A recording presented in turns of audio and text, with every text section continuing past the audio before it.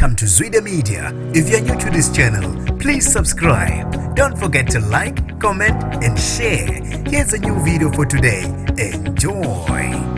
Uthi akasabe lutho umculi uKelly Khumalo wayithandana noSenzo Meyiwa wayengunozinti weOrlando Pirates ongasekho emhlabeni ngezinsolo ezisabalale osukwini la izolo zokuthi nguye wadubula wabulala wayesoka lakhe uSenzo Meyiwa. Nginibingelele ngiphinde nginamukele kuphinda kuphi lanibula khona le video. Mangoqala sijonele likhasi wamwelekela igama lami usibonga konke wakandwando Mothanda ungangibiza intatheli kaYouTube. Usephumele ubala ummeli kaKelly Khumalo wathi akasabe lutho uKelly ngezinsolo esesisabalele futhi iphinde zangcolisa negama lakhe. Uqhube wathi akukho akufihlayo uKelly Khumalo futhi ukubheke ngabomvu kubizwe enkantolo ayokwethula ubufakazi. Uyazi ukuthi ubambisene kahle namaphoyisa kanye nabeshushisa. Ake sabe lutho ngazo zonke izinsolo ezingabambeke esesisabalale ezinkundleni zokuxhumana. Kuchaza uMunsam uthe njengawo wonke umuntu osebenza kuleli cala umehlomane ngokwenzekayo. Uthi ngisho nabaseshi impela abafuna ukuphumela ubala akafuni ukuveza ikheli lakhe. Wonke umuntu osebenza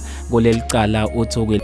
Naye impela uKelly uthukile kodwa iqiniso akalesabi. Uthi ngisho nabameli bathi bayasatshiswa. Wonke umuntu uqaphile okuleli cala njengoba uyasatshiswa. Kuchaza ummeli kaKelly Khumalo. Uthe usejahe kabi ukuba aye enkantolo ukuze izinsolo lezi zikwazi ukuvivinywa. Ukhulumela umndeni wakaMeyiwa uzama Meyiwa uthe yize bengafuni ukukhuluma kakhulu ngokuthinta leli cala kodwa ke abamangaza okuvezwe nguthe futhi siyamangala kakhulu ngokushiwo ummeli okusho ukuthi kuningi okusazovela uma kunje. Uqhube wathi bazoqhubeka nokuthi bathi injo amehlo ukuze bezobona ukuthi ikuphi okuqhubekayo enkantolo. Kuningi abakholelwa ukuthi kufihliwe kusazovundululeka. Uthe ngakho ke seqala ukuvela ubufakazi uma sekuvela izinto ezikanje. Ngochaza yena ozama Meyiwa abantu basale beshukuma izinkundleni zokuxhumana emva kokuvela kwazo lezi nsolo ezithinta yena uKelly Khumalo. Mina ngizofisa ukwazi ukuphala kwakho khona lapha kwi-comment section ngalo lo daba. Mina nje ngitathela YouTube